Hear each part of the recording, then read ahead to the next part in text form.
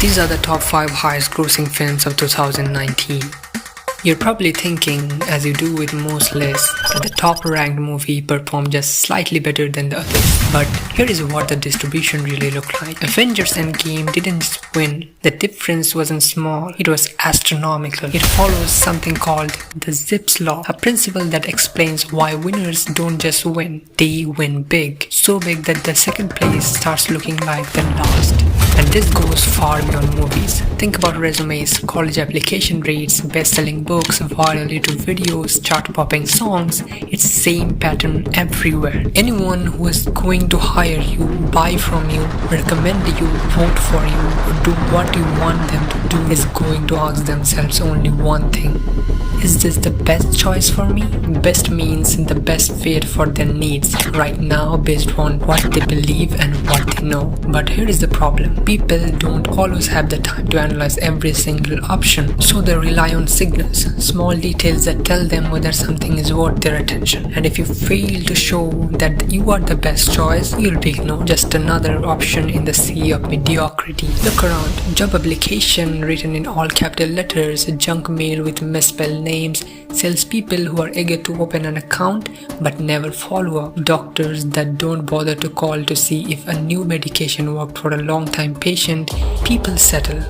They settle for less than they're capable of. And here is where it gets dangerous. Once you get comfortable with good enough, you stop improving. If you're not gonna put in the effort to be my best possible choice, then why should I bother choosing you? This is why big companies often fail when they try to enter a new market. They figure that because they're big and powerful, they can settle, do less, stop improving something before it is truly remarkable. They don't realize that the market doesn't care about their past success. It cares only about whether they are the best choice right now. But this isn't just about companies, it's about you. The moment you start settling, assuming your past wins will carry you forward, you begin your decline. Success isn't about reaching the peak and staying there. It's about raising the bar over and over again. And that brings us to the biggest lie you were ever told. Being well-rounded is the key to success. Think back to school. If you got 2 A's, a B plus and 3 B's, you are doing just great. But the kid who had 1 A plus and 4 C's, he was in trouble. Now fast forward to adulthood. When you need a doctor, a lawyer, a designer, do you care if they are well-rounded? Do you pick a heart surgeon based on their history grades? Do you hire an accountant because they are also a great golfer? In a free market, we don't reward balance, we reward obsession. Yet in school, we are taught to avoid struggle, to move on when something gets too hard, to go for the low-hanging fruit instead of climbing the tree. But here's the truth. The best fruit is at the top. And the people who get it, they're the ones who refuse to settle. If you are the kind of high-achieving, goal-oriented person who finds himself watching a video like this, you're probably used to running into obstacles, professional obstacles, personal obstacles, even obstacles related to your personal fitness or overall winning in life. Most people will tell you that you need to try harder, put in more hours, get more training and work hard. But here's the real question. If all you need to do succeed is not quit, then why do organizations less motivated than yours succeed? Why do individuals less talented than you win? My hope is that this will be the last video you'll ever watch or need on this topic. I want to change the way you think about success and quitting at the same time.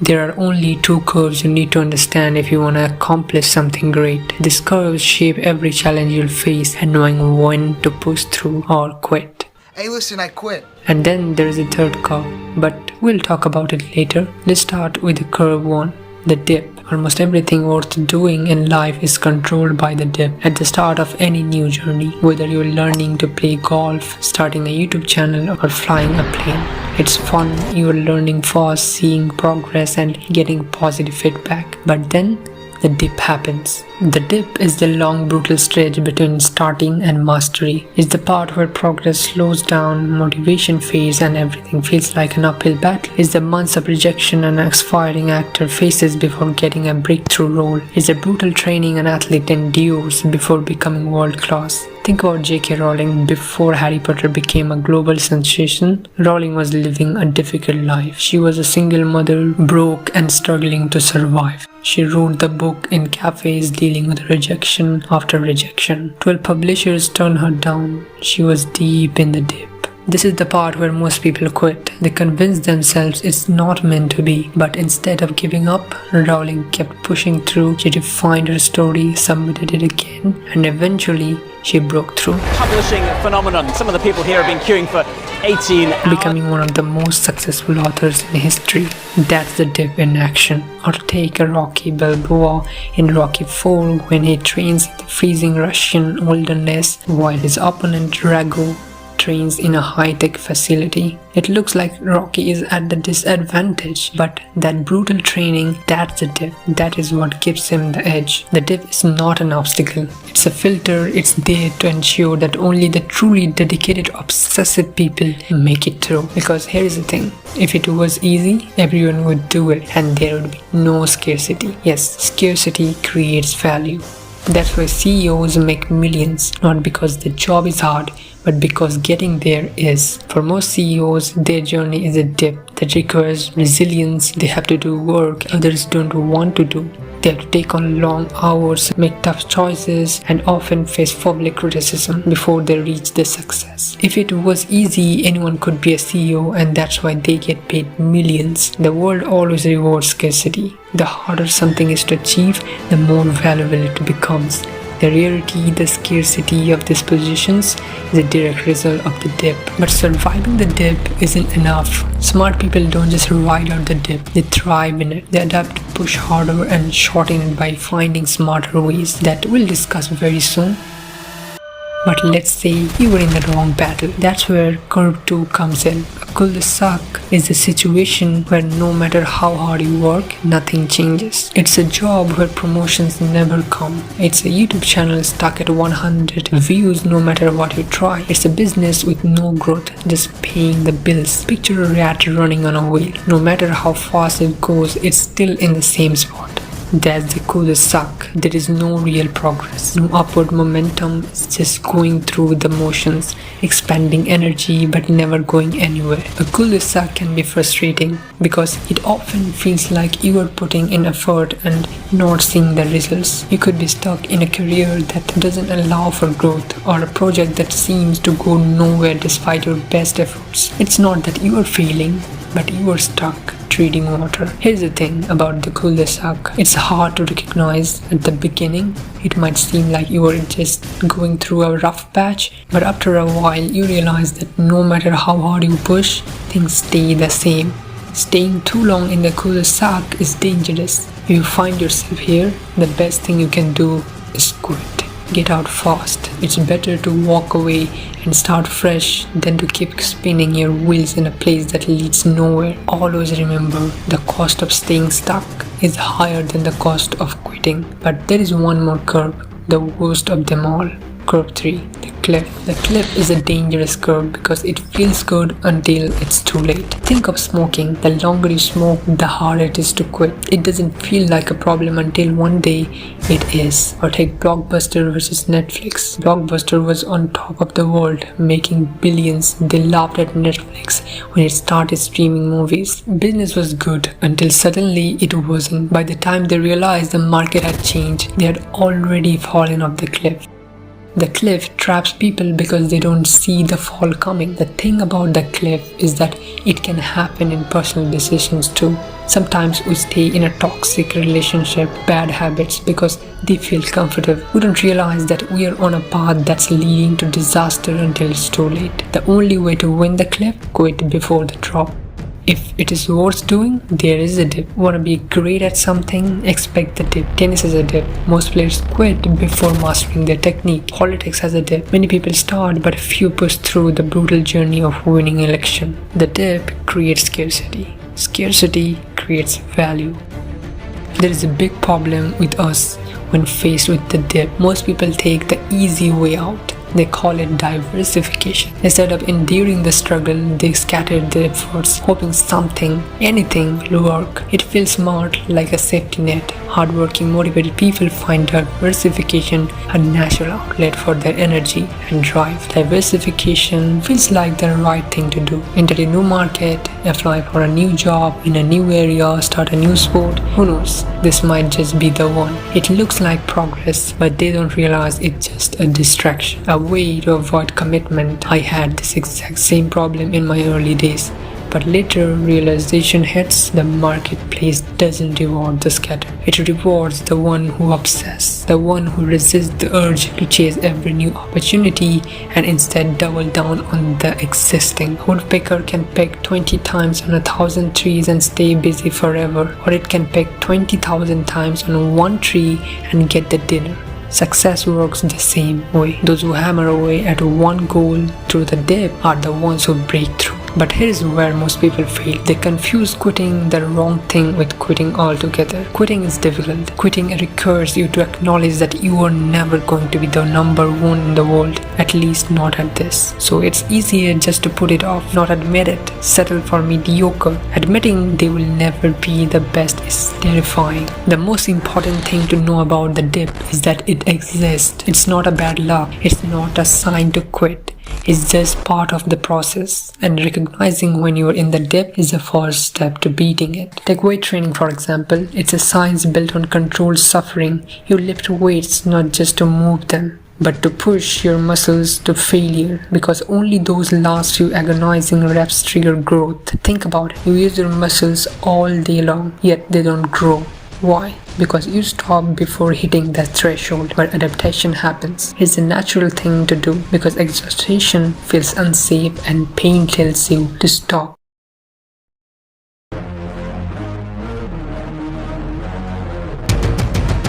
You have to start thinking like a superstar. Superstars get what they want because they have special skills. They stand out in their field, earning more money, respect, and opportunities than most people. This happens because there are few others who can do what they do. But how do they reach that level of success? Take a superstar real estate agent, for example. He doesn't just get few listings, he dominates the market, getting 5 or 10 times more listings than an average agent. A superstar lawyer, no matter his specialty, he always has more work than he can handle. A superstar musician doesn't just get gigs, they earn 1,000 times more per performance than the average musician. In every field, a superstar is the best at what they do. They don't just participate, they change the game. This isn't for everyone. If it were, there would be no superstar. Only a few people can push through the dip and come out on the other side as a true superstar. If you choose this path, it's because you realize that there is a dip and you believe you can get through it.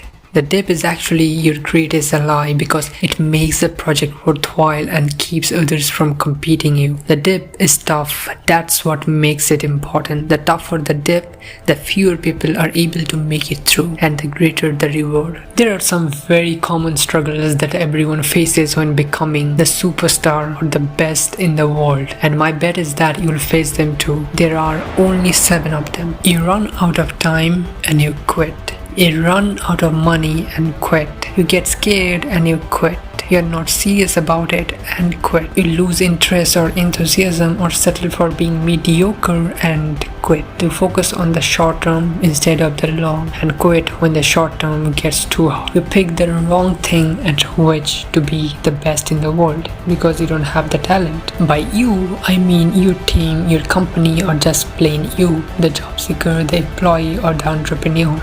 The important thing to remember about these 7 things is that you can plan for them. You can know before you start whether or not you have the resources and the will to get to the end. Most of the time you fail to become the best in the world. It's either because you planned wrong or because you gave up before you reached your goal. In the process, sometimes you might think, is it possible that you're just not good enough? That you just don't have the enough talent to be the best in the world? Sure, it is possible. Maybe you're not talented enough to be the best in the world. In some fields, that's true, but in most cases, you are good enough. Remember that. Inject in your veins, you are good enough. The real question you should be asking is, will you take the hard path? Do you have the courage and resources to beat the dip? Remember this too. Success isn't just about hard work. It's about knowing when to push through and when to walk away. Some struggles lead to breakthroughs, others lead to dead ends or the cul-de-sac.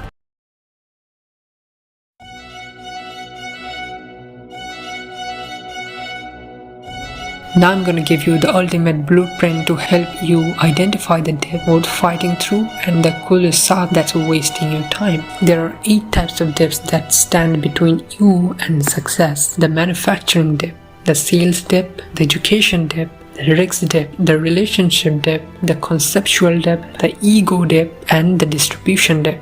We'll break each of this down soon, but first let's talk about cul-de-sac. How you can escape a cul-de-sac. For years, NASA kept running an expensive outdated shuttle system. It should have been cancelled years earlier. The government kept it alive because of sunk costs. The result? Wasted time, wasted money, delayed progress. Humans hate quitting because it feels like failure, but sometimes quitting is winning. The question is, do you have the guts to quit what's wasting your time and the discipline to push through when it actually matters? There is one more secret I want to tell you. The goal of every competitor is to create a dip so long and deep that new competition can't catch up. Microsoft does this. They have built so many relationships and established so many standards that it's impossible for someone to challenge Word or Excel.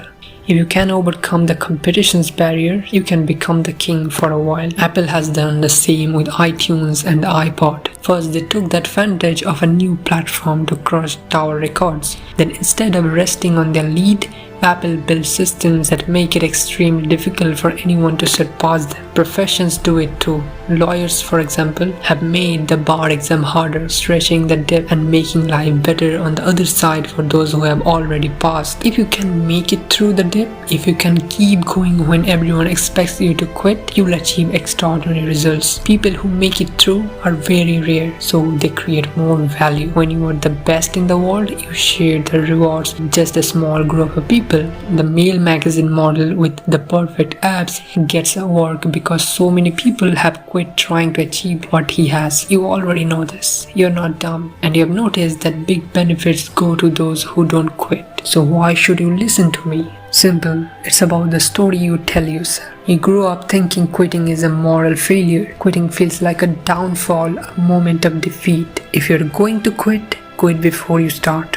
Reject the system. Don't play the game if you know you can't be the best in the world. But quitting at the right time is difficult. Most of us don't have the guts to quit. Worse, when faced with the dip, sometimes we don't quit. Instead, we get mediocre. The most common response to the dip is to play it safe, to do ordinary work, blameless work that's beyond reproach. When faced with a dip, most people suck it up and try to average their ways to success, which is precisely why so few people end up as the best in the world.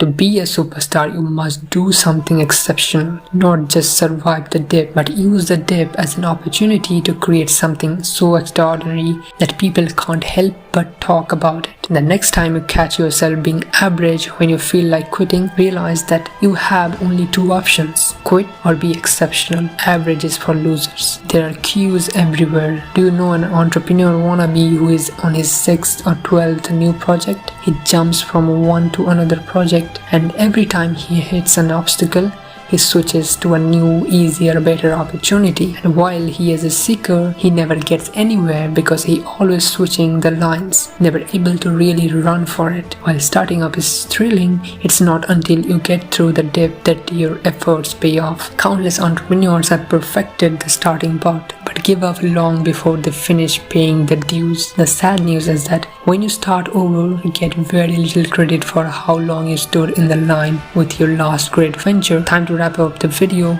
If you're really into topics like this, I've got another video you'll probably love. It's about how to steal like an artist, and trust me, this video will change the way you think about creativity. So check that out, and I'll see you in the next video.